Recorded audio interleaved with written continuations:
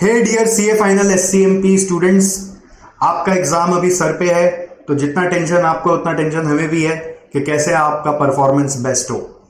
Before you step into the exam, I would like to highlight from my experience and our old students experience some of the common mistakes which you might be doing.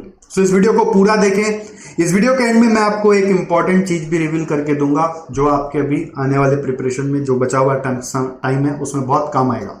तो सबसे पहले आप लोग generally जब अब last moment पे revision कर रहे होते हो ना, तो आपका एक काम होता है कि आप क्वेश्चंस को साइड कर देते हो, सिर्फ concept concept concept concept concept concept लेते रहते हो। दुनिया भर का आप यूट्यूब वीडियोस देखते हो, फिर कंसेप्ट सुनते रहते हो, कंसेप्ट सुनते रहते हो, कंसेप्ट सुनते रहते हो।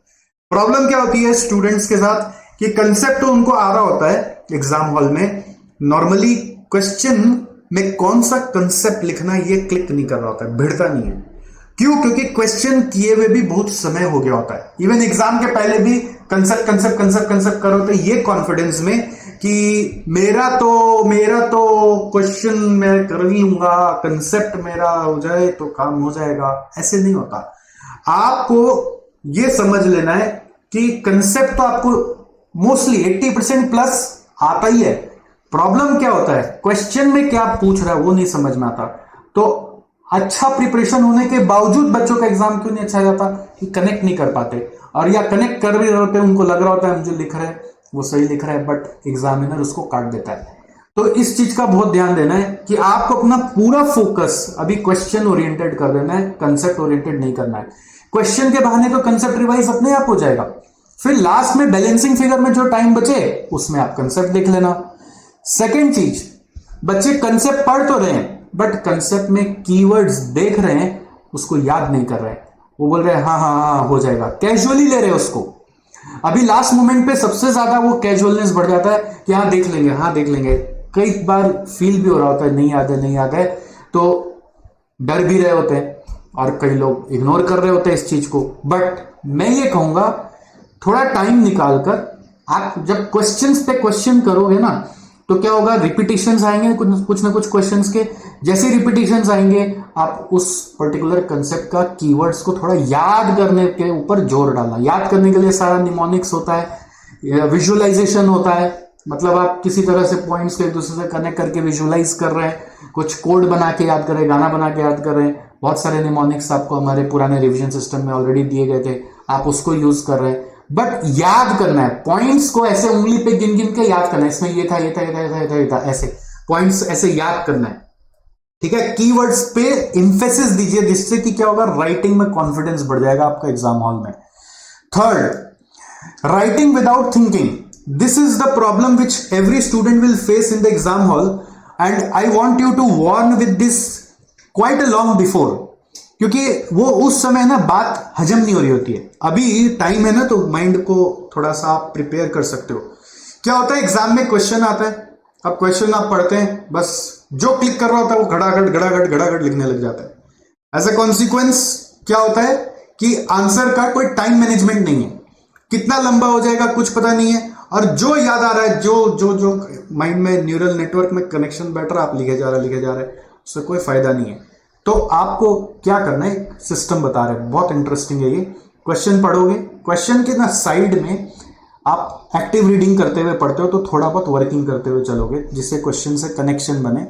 और फिर जब आंसर में रिक्वायर्ड पढ़ लिया और आंसर में घुस के लिखने जा रहे हो, तो उस समय लिखने के पहले एक बार पेंसिल से साइड में ना थोड़ा सा स्ट्रक्चर बना लोगे। वो इंपल्सिवली बनाना कि पहला पैराग्राफ में इस बारे में लिखूंगा, सेकंड पैराग्राफ इस बारे में लिखूंगा, थर्ड पैराग्राफ इस बारे में लिखूंगा, फोर्थ पैराग्राफ इस बारे में लिखूंगा। छोटा पेंसिल से लिख लेना, जैसे आंसर स्क्रिप्ट है तो उसका मार्जिन में कहीं लिख लेना, बाद में इरेज कर देना। ध्यान रखना कहीं उनको ना ये ना लगे कि आप कोई कोड वर्ड लिखें। तो इसलिए आप वो पेंसिल से लिख के अगर आप आगे जाओगे, छोटा सा मतलब कुछ कीवर्ड्स कि इस बारे में लिखेंगे, इस बारे में लिखेंगे, ऐसा करके फिर आप अपने आंसर को जब इलैबोरेट करोगे ना, तो क्या होगा, आंसर विल मेक सेंस। ऐसे हमारे एक स्टूडेंट को मैंने टिप दिया था, तो she used to do that. उनका AIR 2 था, साक्षी आयरन, आप उनका वीडियो भी कभी फुर्सत में देख सकते हैं, हमारे यूट्यूब में मिलेगा। वो थिंकिंग करना, वो स्ट्रक्चर बनाना आंसर का पहले, बिफोर राइटिंग, थॉट्स को कंसोलिडेट करके लिखना, वो आधा मिनट 1 मिनट देने से आंसर की क्वालिटी बेहतर हो जाती है, टाइम मैनेजमेंट बेटर हो जाता है। तो ये बहुत इंपॉर्टेंट है। फोर्थ नंबर, देखो जो लास्ट मंथ होता है ना एग्जाम का, इसमें नॉर्मली आप खाली कंसेप्ट कर रहे होते हो, बोलते और बाकी देख लेंगे। आपको ये लग रहा होता है बड़ा चैप्टर कर लेंगे, बात का चैप्टर वहां पे 1.5 दिन पहले कर लेंगे। वो अच्छा स्ट्रेटेजी नहीं है। अच्छा स्ट्रेटेजी क्या होता है कि आप ये लास्ट मंथ क्या करो, एक ऐसा रूटीन बनाओ जो एग्जाम का जो रूटीन है ना उसका रेप्लिका हो, 1.5 दिन का रेप्लिका। और वो 1.5 दिन का रेप्लिका, 1.5 दिन का जो रेप्लिका है, वो रेप्लिका को आप पूरा का पूरा फॉलो करो और देखो 1.5 दिन में आप कितना रिवाइज कर पाते हो। आपको पता चलेगा। पूरा सिलेबस रिवाइज करने का एक टारगेट लो कि 1.5 दिन में मेरे से रिवाइज होता है कि नहीं होता है, और उसमें क्या क्या नहीं रिवाइज हो पाता है उस चीज के ऊपर ध्यान दो कि किस चीज में टाइम वेस्ट कर लिया, किस चीज में अननेसेसरी टाइम लग गया, क्या चीज नहीं भी रिवाइज करने से चल जाएगा।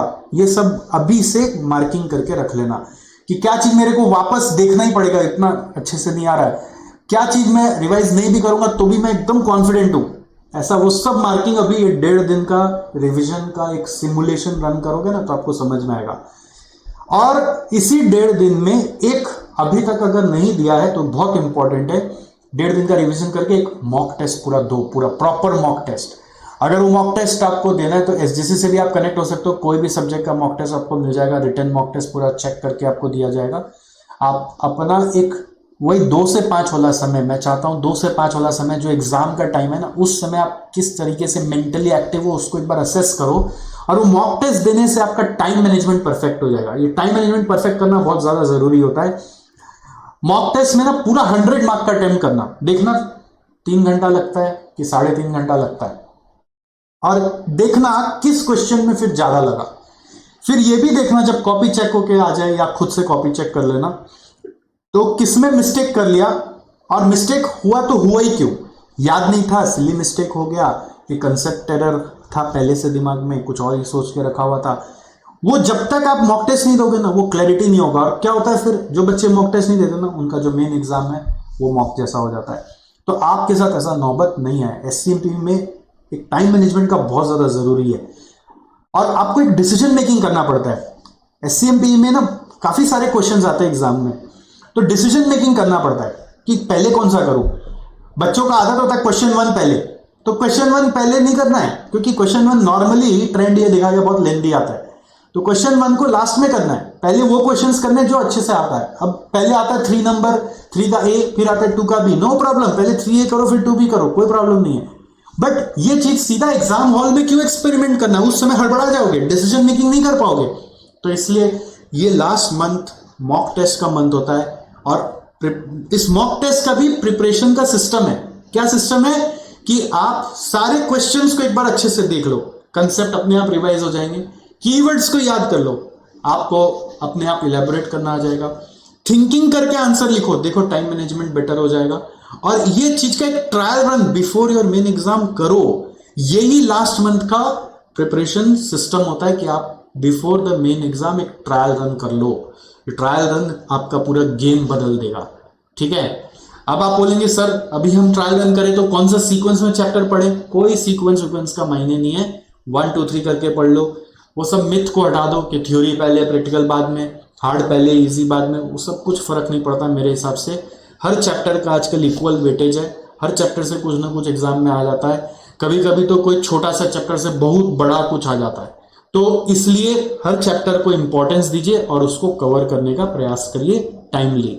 एक लास्ट में मैं आपके लिए एक चीज बना के लाया हूं, वो आपको एज अ गिफ्ट यहाँ पे देना चाहता हूं। मैंने पूरा आपका एससीएमपी के लिए एक और मैराथन रिवीजन बनाया 16 घंटे में। तो अगर आप 1.5 दिन में चाहे तो मेरे साथ साथ पूरा 16 घंटा में रिवाइज कर सकते हो, और मैं उसका वीडियो इंटेंशनली डाल रहा हूं कि आप और थोड़ा सा स्पीड बढ़ा के भी देख सकते हो, और उसमें टाइम स्टैम्प किया हुआ है, तो आपको जो सीक्वेंस बनाना हो उस सीक्वेंस से भी आप अपने चैप्टर्स को देख सकते हो, और डे बिफोर एग्जाम उसको रिविजिट भी कर सकते हो। और इसको मैं जानबूझ के पहले इसलिए दे रहा हूं कि नॉर्मली स्टूडेंट्स है ना, एग्जाम के पहले दिन बैठ के मैराथन खोज रहे होते, कर रहे होते हैं। आई थिंक वो प्रीशियस टाइम आपको थोड़ा सा माइंड को रेस्ट देने में, और रिकॉल करने में और जितने क्वेश्चंस किए हुए उसको वापस करने में लगाना चाहिए, जिससे कि आप एग्जाम हॉल में बेटर कनेक्ट कर पाए। होता क्या है, नॉर्मली आप मैराथन वीडियोस लास्ट मोमेंट पे देखते हैं तो माथा में और इनपुट आ जाता है। कभी कभी आप किसी और टीचर का भी देख लेते हैं जिनसे आप नहीं भी पढ़े हुए, तो ये भी कई बार हो जाता है कि आप लास्ट मोमेंट पे नया चीज जान रहे होते हैं, तो that becomes a little risk for you. So it's better कि आप जो देखना पहले अभी देख लीजिए ना, वो लास्ट मोमेंट पे क्यों जाके देखने का है। जो देखना अभी देख के खत्म करिए। ये 1.5 दिन का जो सिमुलेशन रन करना है उसी में सब कर लीजिए, और उस दिन थोड़ा माइंड को रिलैक्स करिए और क्वेश्चंस को वापस देखिए, कीवर्ड्स को वापस देखिए, 2 बार देखने का कोशिश करिए। और अभी मैराथन देख लीजिए। अगर मैराथन वापस कोई पर्टिकुलर चैप्टर का सुनना हो जिसमें नहीं ध्यान आ रहा, उस समय उतना माइंड कंट्रोल में ना हो, तो उसका टाइम स्टैम्प क्या आप टाइम स्टैम्प से देख लीजिए। तो मैंने इंटेंशनली यहां पर लाइव मैराथन नहीं कराकर आप लोगों के लिए वीडियो बनाया है, इसलिए कि आप अपने हिसाब से इसको स्पीड एडजस्ट कर ले और अपने हिसाब का चैप्टर को चुन ले, और समय बचाकर आप क्वेश्चंस को ज्यादा समय दे। That is most important. इस मैराथन के लिए आपको हमारा एक SCMP सेवियर बुक लगेगा। उसका सॉफ्ट कॉपी यदि आपके पास नहीं है तो नेवर माइंड, मेरा जो हैंड रिटन उसमें पूरा सॉफ्ट कॉपी है, हैंड रिटन सॉफ्ट कॉपी मैं पूरा वो आपको दे दूंगा। आप बस इस वीडियो का डिस्क्रिप्शन को क्लिक करें, आपको मिल जाएगा। और उसमें हमने अपना DJB बुक को रेफर किया हुआ है।